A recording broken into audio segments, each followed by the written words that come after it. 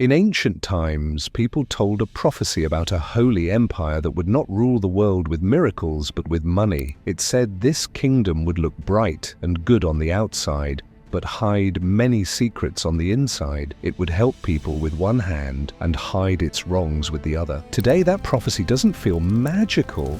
It feels like a warning we didn't listen to, because in Rome, two worlds sit right next to each other. One world is bright and peaceful. The cathedrals shine, choirs sing. People kneel and pray, thinking they are standing in the safest and purest place on earth. The other world never sees sunlight. Behind heavy gates and long hallways that confuse anyone who shouldn't be there, another kind of ritual begins. No incense, no songs, only quiet whispers, papers being stamped, and important deals being signed. This place is called the Institute for the Works of Religion, the Vatican Bank. The name sounds gentle, almost holy, but once you look closer, you see the truth. Inside, faith is used like a financial tool. Donations are turned into secret transfers. Confessions turn into coded messages. Files vanish. Bankers die suddenly. Huge amounts of money disappear into places no one can trace. Mafia money gets hidden under charity. Dictators' cash is cleaned in God's name. Deals are made in secret and survive longer than popes and governments. This is not the church you see in paintings. This is the power behind it. This is the story of the secret banks of the Vatican and how Heaven's bank learned to play by the world's rules. Long before the Vatican Bank existed, the church learned something stronger than gold: belief. And when belief is organized the right way, it can make a lot of money. In the Middle Ages, salvation didn't spread through miracles alone. It spread through a system. People paid for indulgences, paid tithes, and went on pilgrimages that brought in even more money. Priests said they could forgive sin or but the forgiveness came with a price. People paid to spend less time in purgatory. They paid to feel clean again. They paid to make sure their souls were safe. For centuries, salvation wasn't just promised, it was priced. Coins kept flowing upward. Cathedrals were not built by miracles, they were built by money from regular people who were scared of sin and hoped for heaven. The church became the first big worldwide organization in Europe, even bigger and smarter than some kings. Holy sites worked like tourist spots. Relics were sold like special items in a shop. People weren't only followers, they were customers. And when kings ran out of money for wars, they didn't visit banks, they went straight to the church. The church gave loans. It helped kings keep their crowns. Whole kingdoms survived because the church had the wealth of a superpower, while also claiming to guide everyone's morals. The church wasn't just trying to save souls, it was quietly building money, influence, and a monopoly no empire could beat. By the early 1900s, the church had spent hundreds of years learning how to handle money. It became very good at it. But in 1942, during World War II, the Vatican made its biggest move into the modern money world. Pope Pius XII signed papers that created a new group with a gentle, holy-sounding name, the Institute for the Works of Religion. Most people later called it what it really was, the Vatican Bank. On the outside, it looked like a simple charity fund. It was supposed to handle donations and support good causes, but behind closed doors, it was something much bigger, a secret bank inside a tiny country, and it didn't have to follow anyone else's rules. Here's why it worked. Vatican City is not just a church, it's its own country, and when a country builds its own bank, that bank gets its own laws. No audits, no taxes, no reports, no police checking anything, only Vatican rules. It was the perfect loophole. The church didn't just have faith anymore, it now had a legal hiding place for money, and people noticed. As Nazi Germany tried to move gold out of falling territories, some of it quietly slipped into Vatican accounts.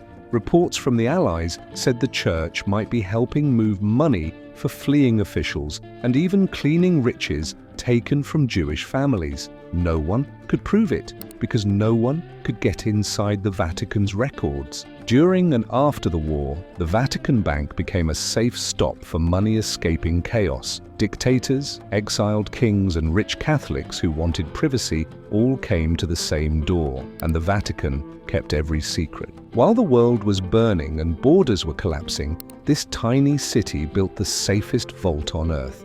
It was seen as a kind of holy financial miracle, divine protection with real-world profit. What started as a bank for good works was already turning into something darker, a global hiding place where morals didn't matter and secrecy always won.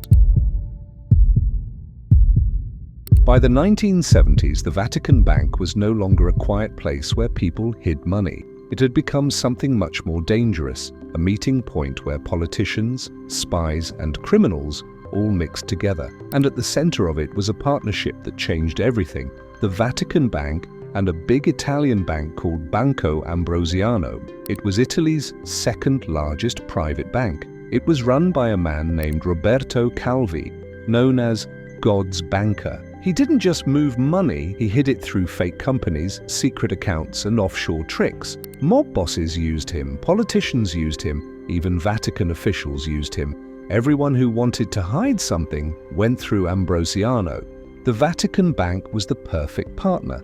Calvi needed a place where no one could check the records. The church needed a partner who could move money quietly. Together they cleaned mafia money, helped fund anti-communist groups during the Cold War, and sent cash to political groups the church said it wasn't connected to. Then everything fell apart. In 1982, Banco Ambrosiano collapsed after losing billions of dollars that no one could trace. Calvi ran from Italy using a fake passport. He said the mafia and people inside the Vatican were trying to kill him. A few days later, police in London found Calvi's body hanging under Blackfriars Bridge with bricks in his pockets. The police called it a suicide. Most people knew it was a warning. Calvi once said, "If I die, it means the Vatican betrayed me." Strangely, he wasn't the only one who died. In 1978, Pope John Paul I died. Pope John Paul I is dead. Just 33 days after becoming Pope. Many people believed he found corruption inside the Vatican Bank and wanted to fix it. Then he died suddenly. Some say it was natural, others say it was too perfect. His notes vanished. No one knows the full truth, but one thing is clear. In the shadows of St. Peter's, holiness and hush money were kept in the same account. The Vatican Bank had crossed a line, and there was no turning back. By the 2000s, the Vatican Bank was not just dealing with old scandals from Calvi and Ambrosiano.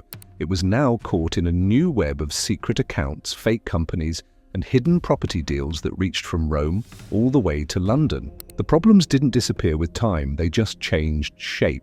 The first big break came in 2012. Secret papers were leaked to the world. People called it Vatileaks. These letters and memos showed that corruption inside the Vatican was still happening. Some officials were taking money from charity funds, hiding cash in offshore accounts, and fighting each other for power like groups in a crime movie. Stealing wasn't rare, it seemed normal. Then came the huge shock in 2021. A major trial revealed a fancy London building deal that had drained hundreds of millions from Vatican money. At the center was Cardinal Angelo Becciu, accused of sending church money to risky investments, shady business people, and companies connected to his friends. The building was supposed to make profit. Instead, it became proof that charity money was being used for private gain. The Vatican said it was just one bad situation. Investigators said it was the whole system. Across every report and every headline, one truth kept showing up. The group meant to help the poor was acting more like a business fund with holy letterheads. Even the divine needs a diversified portfolio. The irony was sharp. A system built on faith was ruined by the trust people had in it. No one questioned the Vatican's choices. No one checked the accounts. And that silence, the automatic respect people gave to anything behind those walls, became the perfect hiding place for everything the church didn't want the world to know. The Holy See had built a holy laundromat, and the washing cycle was still moving. While scandals filled the news, the Vatican was quietly building a different kind of kingdom, one made of buildings, glass towers, and long lists of renters. For many years, using front companies and hidden business names, the church became one of the biggest private landowners in all of Europe, not because of miracles, because of real estate, homes and offices in London's Knightsbridge, shops and buildings along Paris streets, business blocks in Switzerland, prime properties in New York City. These places are worth hundreds of millions, sometimes billions, but they don't have the church's name on them. On paper, they look like normal companies. In truth, they are part of the Vatican's secret money network. And the rent from these buildings? It does not go to the poor. It does not go to charity. It goes into running the church itself, paying for offices, politics, legal fights, and power inside the Vatican. Regular people donate thinking they are helping others. The buildings bring in profit that keeps the church's system alive. The truth is almost unbelievable. The house of God owns more property on earth than many whole countries. The church once gave out salvation. Now it collects rent. One critic said it in the simplest way. The church stopped selling salvation, it started leasing it. The Vatican didn't just secure its future, it bought the land under it. For many people, the Vatican's money seems old-fashioned. Gold cups, famous art, and huge cathedrals. But behind all that, the church has been quietly changing. Today, its money is modern, digital, and spread across many industries. In the last 10 years, Vatican-linked funds have shown up in surprising places: tech companies, defense businesses, and big energy firms. These investments aren't made in the open. They hide inside religious trusts and charities, so no one sees who really owns them. Tech startups getting cash from Catholic development funds, weapons companies supported by humanitarian groups, oil firms backed by church charities. It all looks holy on paper, but the goal is simple: profit first, prayer later. Then, in 2020, Pope Francis tried to clean things up.